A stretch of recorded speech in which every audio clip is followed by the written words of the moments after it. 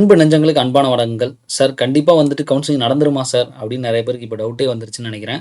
Sir என்ன இன்னும் எந்த ஒரு இன்ஃபர்மேஷன்ஸும் சொல்லாம இருக்காரு அப்படின்ற மாரி நெறைய பேர் கேட்டுட்டு இருக்கீங்க. அண்ட் கூடவே வந்து பார்த்தீங்கன்னா, இன்னொரு கமெண்ட் ரொம்ப ரொம்ப முக்கியமானது. சார் 179 செகண்ட் ரவுண்ட்ல எலிஜிபிள் இல்ல சார். ஒன்லி லாஸ்ட் சித்தா தான் சார். 508 பிசில எடுத்திருக்கேன். அண்ட் கூடவே பயமா இருக்கா சார். நெனச்சாலே நெனச்சாலே தண்ணி தான் கண்ல தண்ணி தான் வருது. உண்மையிலேயே உங்க கஷ்டம் எனக்கு ரொம்ப புரியுது. இதுவும் கிடைக்கலன்னா அவ்வளோதான். ரிலேட்டிவ்ஸ், ஃப்ரெண்ட்ஸ் பார்க்குறவங்க எல்லாரும் கேட்குறாங்க சார். அப்பா, அம்மா கூட புலம்புறாங்க. ஒரு மாரி கில்ட்டியா இருக்கு சார். பயப்படாதீங்க. கண்டிப்பா நமக்கு ஒரு சீட் கண்டிப்பா கிடைக்கும். உங்களுக்கு கன்ஃபார்ம் கிடைக்க சீட் கண்டிப்பா உண்டு. தைரியமா இருங்க. ஏன் உங்களுக்கு இதுக்காக சொல்றேன் அப்டின்னா, எப்பவுமே இந்த மாரி சித்தா கவுன்சிலிங்ன்றது சித்தா, ஆயுஷ், ஆயுர்வேதா, யோகா, யுனானி நம்ம இந்தியன் சிஸ்டம் ஆஃப் மெடிசின்ல அது டிம்ல நடக்கக்கூடிய கவுன்சிலிங், ஹோமியோபதி கவுன்சிலிங்ன்றது எப்பவுமே எம்பிபிஎஸ் முடிஞ்சு, பிடிஎஸ் முடிஞ்சு, டென்டல் முடிஞ்சு, பாராமெடிக்கல் முடிஞ்சு எல்லாமே கம்ப்ளீட் ஆன பிறகு தான் நமக்கு எப்பவுமே இத வந்து நடத்துறாங்க. இட்ஸ் ஒரு ஒரு ஒரு என்ன எழுதப்படாத ஒரு விதி மாரி ஆயிடுச்சு. இது இன்னைக்கு மட்டும் இல்லங்க.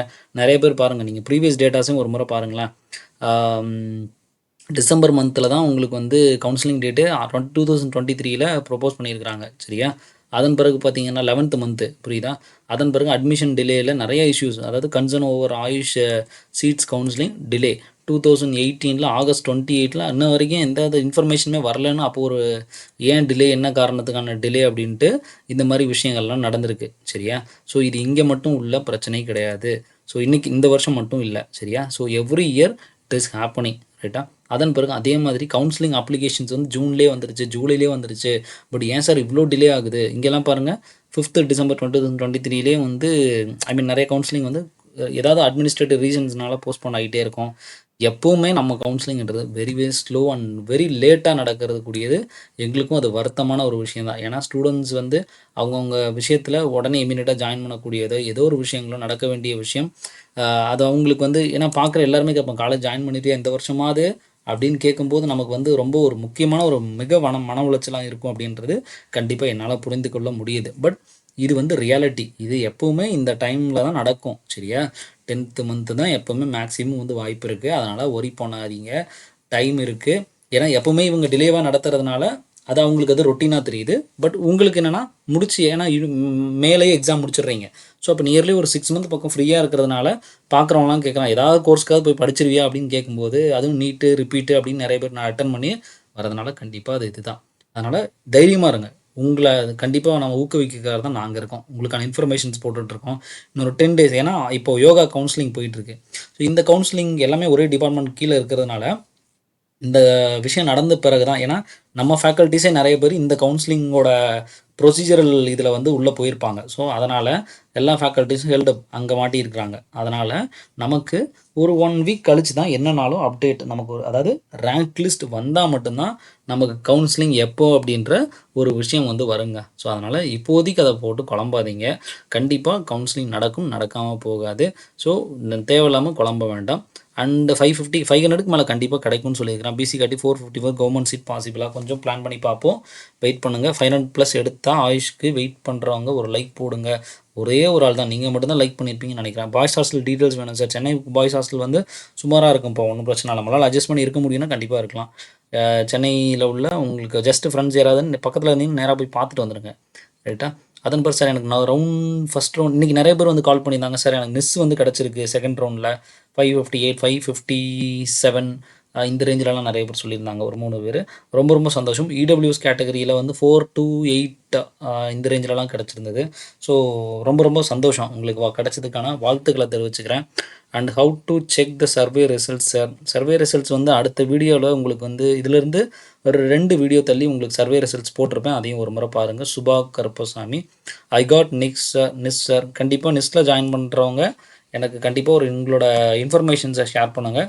Somewhat keep in touch. நீங்கள் நிஸ்னு இல்லை ஸ்டேட்டில் யார் கிடைச்சாலும் எல்லாருமே இன்ஃபர்மேஷன்ஸை ஷேர் பண்ணுங்கள். உங்களுக்கான ஸ்பெசிஃபிக்கான கனெக்ஷன்ஸ்லேயே இருப்போம். நிறையா அப்டேட்ஸ் வந்து மெடிக்கல் ரிலேட்டடாக ஷேர் பண்ணிகிட்டே இருப்போம். Valuable information sir. Thank you. And கூடவே how are you sir? Very fine. Durgasri. Thank you. Very fine. நல்லாயிருக்கும். எப்போ சார் டிஎன் ஆயுஷ் ரேங்க் எல்லா கொஸ்டின் எல்லா இதுலேயும் இதுதான் மெயினாக இருக்கும். நெக்ஸ்ட்டு காலேஜ் எப்போ ஸ்டார்ட் பண்ணுவாங்களா? கவுன்சிலிங்கே நடக்காமல் கஷ்டப்படுறாங்க. DR2B. ஓகே, கொஞ்சம் வெயிட் பண்ணுங்கள். கண்டிப்பாக நெக்ஸ்ட்டில் அனௌன்ஸ்மெண்ட் வெப்சைட்ஸில் கொடுப்பாங்க. நானும் கொடுக்குறேன். கவலைப்படாதீங்க. It's monthly or yearly. Stipends எப்பவுமே மந்த்லி தான் ப்ரொவைட் பண்ணுவாங்க. மந்த்லி வேஜஸ் தான் அது. ஸோ கண்டிப்பா நல்ல ஒரு சாலிடான அமௌண்ட்டா இருக்கும். நல்லா சேவ் பண்ணிட்டு அதை என்ன பயன்படுத்தணுமோ கரெக்ட்டா பயன்படுத்துங்க. கவர்மெண்ட் காலேஜ் பிஎன்ஒய்எஸ்ல கண்டிப்பா இருக்கும். கவர்மெண்ட்ல கண்டிப்பா இல்லாம இருக்காது. ரைட்டா? If I get 3rd and சொல்ல மறந்துட்டேன். நெறைய பேர் கேட்டீங்க. சார் ஸ்டேட் கவர்மெண்ட் காலேஜஸ்ல வந்து ரவுண்ட் 1, ரவுண்ட் 2, ரவுண்ட் 3 அப்படின்றது இருக்குமான்னு கேட்டா, இருக்குங்க. அதாவது இந்த கவுன்சிலிங்லாம் எப்படி இருக்கும்னா, பழைய முன்னாடி ஒரு பிஃபோர் 5 இயர்ஸ்க்கு முன்னாடி நம்ம ஸ்டேட் கவுன்சிலிங் நடக்கும்ல, அந்த மாரி இருக்கும். அதாவது நீங்க ரவுண்ட் 1, ரவுண்ட் 2ன்றது அத வந்து ஃபேஸஸ்ன்னு சொல்லுவாங்க. ஃபர்ஸ்ட் ஃபேஸ், செகண்ட் ஃபேஸ் அப்படி கூட சொல்லுவாங்க. அதாவது ரவுண்ட் 1 என்னன்னா அப்படின்னா, இந்த கட் ஆஃப்ல இருந்து இந்த கட் ஆஃப் உள்ளவங்க வாங்க. நீங்க போகல அப்படின்னா, அந்த அப்ளிகேஷன் அப்பவே டிஸ்கார்ட் ஆயிடும். நீங்க திரும்பவும் ரவுண்ட் 2க்கு மறுபடியும் அப்ளை பண்ணிலாம் போ முடியாது. பழைய காலத்தில முன்னாடி இருந்துச்சு இல்லையா? அதே டைப் தான். கிடைச்சு அந்த டேட்ல நீங்க போனீங்கன்னா, நீங்க அந்த கவுன்சிலிங் அட்டெண்ட் பண்ணலாம். இல்லாட்டி அந்த அப்ளிகேஷன் அப்படியே டிஸ்கார்ட் ஆகும். ஏன்னா அடுத்த கே கிரேடுக்கு வந்து பார்த்தீங்கன்னா, அடுத்த குரூப் ஆஃப் கவுன்ஸ் க க கோ ஐ மீன் கட் ஆஃப் அந்த மார்க்ல உள்ளவங்க அடுத்த பேட்ச்ல அட்டெண்ட் பண்ணிட்டு இருப்பாங்க. அப்போ நீங்க போய் பார்ட்டிசிபேட் பண்ண முடியாது. ஸோ, அதனால் உங்களுக்கு என்னைக்கு ஷெட்யூல் குடுக்குறாங்களோ, அத மிஸ் பண்ணாம தயவு செய்து கண்டிப்பா போயிடுங்க. ஏஏ-ட்ரிபிள்-சி மாரி நெனச்சிட்டு இருக்க வேண்டாம். ஸோ, இதுதான் நான் சொல்ல வந்த ஒரே ஒரு விழிப்புணர்வு. ஸோ, வேற ஏதாவது இன்ஃபர்மேஷன்ஸ்னா கண்டிப்பா ஷேர் பண்ணுங்க. நிஸ் காலேஜ் எப்போ ஓப்பன் ஆகும்? அதான் உங்களுடைய கமெண்ட்டா இருக்கு. எப்படி சார் ரீஃபண்ட் ஆகும்? நீங்க எந்த பேங்க்ல கட்டுனீங்களோ, அந்த பேங்க் மூலியமாவே ரீஃபண்ட் ஆகிடும்.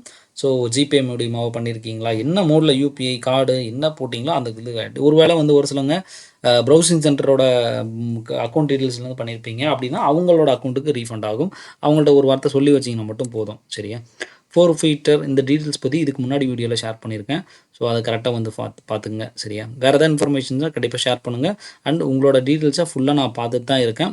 பார்க்காம இல்ல. ஏஏ-ட்ரிபிள்-சி அண்ட் எல்லா இன்ஃபர்மேஷன்ஸும் முழுமையா வாட்ச் பண்ணிட்டு இருக்கேன். வேற ஏதாவது இன்ஃபர்மேஷன்னா கண்டிப்பா டைம்லி நானே உங்களுக்கு அப்டேட் பண்றேன். Thank you very much.